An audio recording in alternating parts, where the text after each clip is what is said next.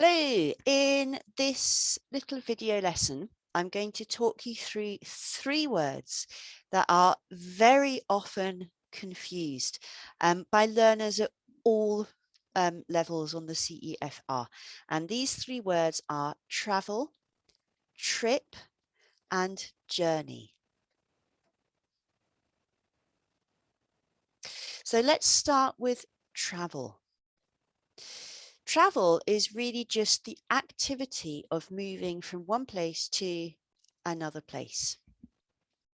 It is usually used as a verb. And I think this is really the fundamental problem that people have when they try to use travel as a noun. And it's very common to hear people say things like, oh, my travel to work was very slow today.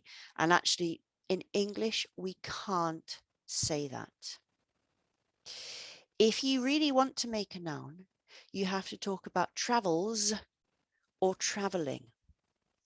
But even if you say travels, we wouldn't really put it in this context of my travels to work. Okay, so if you're talking about my travels, you're really talking about kind of holidays or longer kind of journeys abroad. To use this in a general sense, you need to have it as a verb. So here are 3 example sentences.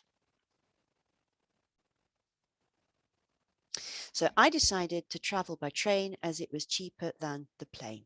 Really, really common example, and travel is probably most often used like this. Now, here's an example with this noun form. Did you meet anyone interesting on your travels? And if someone asks me this question, it kind of suggests that I have been away for quite a long time. We wouldn't ask this question after, for example, going to work or going to the supermarket. So if you've been on travels, we're really talking about something quite big. And it's almost an old-fashioned use of this word. This one, however, is very common. Lots of young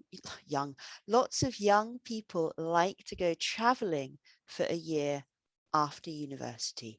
So this is a very, very common thing to do. People get backpacks and they go away to Asia or they go to South America. And this is a very, very popular thing for young people to do. So let's take a look now at trip. So a trip is a short journey or holiday which involves more than one single journey. So in other words, a trip is going from place A to place B, but then back again. So a trip, if you like, is the kind of complete experience of going to and coming back. So if we talk about business trips or school trips or weekend trips, the implication is that we go away and then we return. And again, generally speaking, a trip is short. We wouldn't have a year-long trip. That would be a little bit strange. We can use this word trip with forms of transport. So we can have bus trips, train trips, coach trips, day trips even we can have.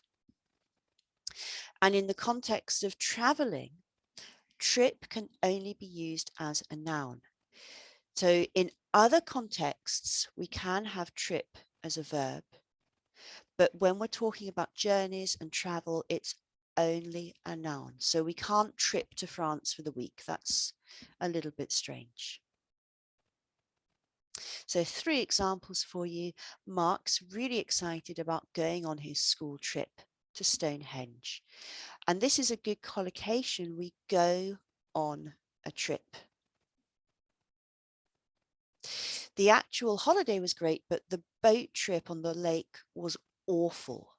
So perhaps this was a day out on a boat and it kind of wasn't really very fun. And one more thing, a trip abroad, another good collocation. We couldn't afford a trip abroad this year, so we went camping in Devon instead. Okay, let's take a look at journey next. So a journey is a single piece of travel. So I know that you can't really use this as a noun, but just to explain what journey is, it's just one bit. We usually use it as a noun, but it is possible to use it as a verb too. And a very good way to talk about journeys is that they last or take a long time, or maybe a short time. Let's have 3 examples. So the journey through Austria was stunning. So maybe this person is on a train, they're going through the Austrian Alps, and it's totally beautiful scenery out of the window. The journey from London to Edinburgh will take about 6 hours by train. So here we're talking about time, and we use take to talk about time. And here's an example as a verb. Please note the spelling. It's not I-E-D, it's Y-E-D. They journeyed across the Sahara for days before reaching Marrakesh. So when we use it as a verb, then it's kind of got an implication of quite an epic thing. So we wouldn't really say, I journeyed to work by car today. That would be a little bit odd. But if we want to talk about something very big and maybe something quite challenging, then it is appropriate to use journey as a verb.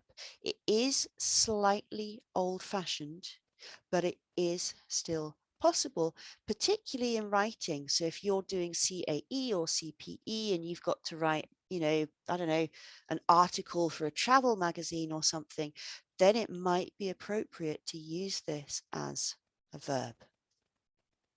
So finally, I'm just going to share some useful collocations, starting with travel. We travel light, which means to travel with very few bags.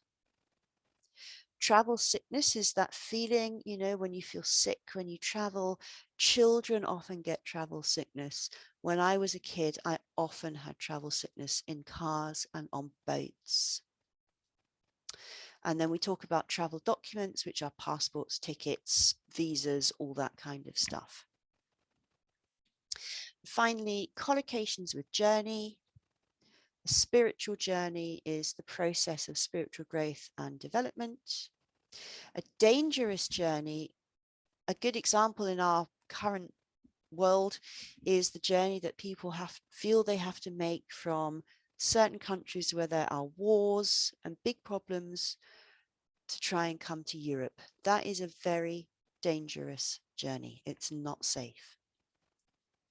And a very similar collocation is an arduous journey. Now, again, if you're at CAE or CPE or even IELTS, this is a really good collocation for you. An arduous journey is difficult and challenging. So an example might be sailing around the world on your own in a small boat, something like that. So I hope that was helpful for you. Any questions, any comments, as always, please leave me a comment below, and thank you for watching.